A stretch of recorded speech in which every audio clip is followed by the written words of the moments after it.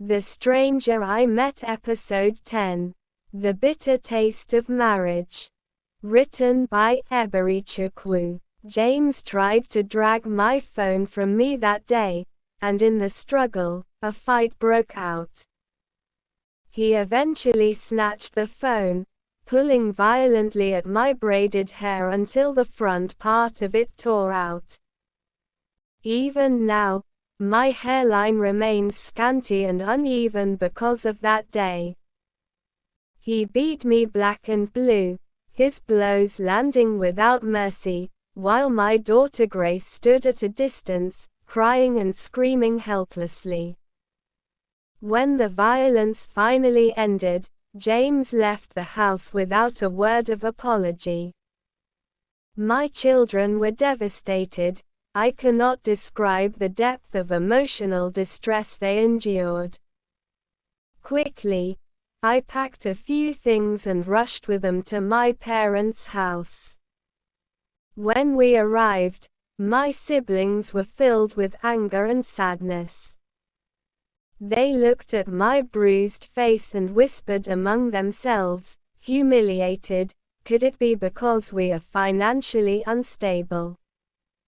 Is that why James treats our sister this way? May God help us. This time, my parents did not take things lightly. My mother took me to Women Aid Collective, WACOL, an NGO known for helping women in abusive marriages. The staff were shocked when they saw the state of my battered face. They instructed me to take close-up photographs of my injuries as evidence, which I did and submitted to them. They also requested James's home address and phone number, which I provided before leaving with my mother. Soon after, WACOL invited James through an official letter, a copy of which was given to me. On the day of the meeting, I went alone. James came too, but the moment he saw me, he sneered. "Purity, so you had the guts to report me to WACOL." I ignored him and walked upstairs where the case was to be heard. The lawyer handling the matter began. "Purity, you reported that your husband assaulted you several times, leaving you with serious injuries 3 weeks ago. Is this true?" "Yes, sir," I answered. I described how James had been abusing me repeatedly, how my face still bore wounds, how my eye still ached, how I lived in constant fear. But before I could finish, James interrupted, shouting, "Where is the proof that I beat you? Show evidence." I had already submitted the pictures to WACOL, but to my shock, the lawyer could not find them. I realized immediately that James, with the help of his lawyer friend, must have bribed someone at the office to make the pictures disappear. What James and his accomplices didn't know was that I had kept my own copies, photographs stamped with the exact date. Not only that, but I also had pictures taken with the female lawyer who had been present the very day I made the initial report. She had insisted we take a picture together as evidence, and I had agreed. I quietly brought out the photographs. The entire room fell silent. The lawyer assigned to the case looked suddenly uneasy, his face darkening with shame. His voice faltered as he asked me to bring out all the pictures. When I did, he stared at them as though blinded by the truth staring back at him. His tone changed immediately. He began pleading for reconciliation instead of pressing the case. At that moment, I became convinced that he had played a role in the disappearance of the pictures I had submitted earlier. James grew restless as the questioning continued.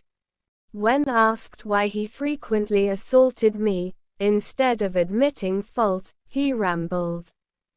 I agreed to marry her in the Catholic Church.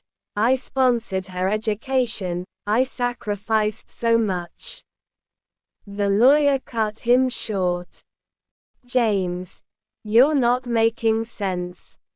What does purity actually do that makes you beat her constantly? James dodged the question, jumping from one irrelevant story to another. He even went so far as to point at the wrapper I wore, claiming, "You see, this is not how she normally dresses. Today she looks pretentious, trying to appear decent." Everyone in the room laughed at his foolishness. I wasn't amused. I knew his antics too well. He was trying to twist the matter upside down. But I had come prepared. I brought out yet another piece of evidence, pictures of my first son Solomon, whose scalp James had once cut open with a kitchen knife. Gasps filled the room. James lowered his head in shame. The lawyer spoke solemnly. When two elephants fight, it is the grass that suffers. Your children will carry the heaviest burden of this conflict. Those words pierced my heart. My children had already begun to suffer deeply. I couldn't hold back my tears. Overwhelmed, I rose and walked out.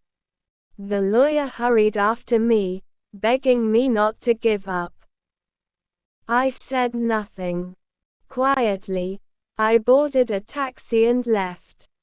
A few days later, James came home, knelt before me, and begged for forgiveness. At first, I refused, but eventually, I yielded. He promised to make amends and asked me to tell him what he could do to make me happy. I requested one thing, a house help. I had just enrolled for my second degree while also working as a teacher at a mission school. I needed help at home. But I gave him a stern warning: if you bring a helper, keep your lustful eyes away from her. He swore he would. Soon, he brought a girl named Gift, only 16 years old. At the time, my eldest son had just been admitted into JSS 1 at the very school where I was teaching. My life was busy but structured, teaching by day, studying by night. But then, I began to notice troubling signs. James was secretly sleeping with Gift. Sometimes, late at night while I was asleep, he would sneak into her room. Other times, he created traps. He would demand a meal that required ingredients we didn't have, forcing me to send Gift to the market. The moment she left, he would pretend to receive a business call, rush out, pick her up with his car, and take her somewhere to have sex. Afterwards, he'd drop her at the market, then return home pretending he had just concluded business. Minutes later, Gift would return, smelling of semen. One day, my neighbor pulled me aside and said, "Madam, you need to watch Gift closely with your husband." I began monitoring her. I found contraceptives hidden in her bag. I noticed her body changing. And worst of all, she began to challenge me openly, defying my authority. It was agonizing. The very girl meant to assist me was now being used by my own husband, and respect in the home crumbled. The children, instead of being cared for, were neglected and mistreated by Gift. By the time I completed my 2-year degree program, I had had enough. I demanded that James send Gift back to her family. Unlike the other helpers I had lived with, Gift was uncontrollable, loose, and promiscuous. Reluctantly, James agreed. He contacted Gift's brother, asking him to come and take her. But the young man was too poor to afford the transportation. James then offered to personally take Gift back to their village. But instead of taking her home, I would later discover that James. Episode 11 Loading.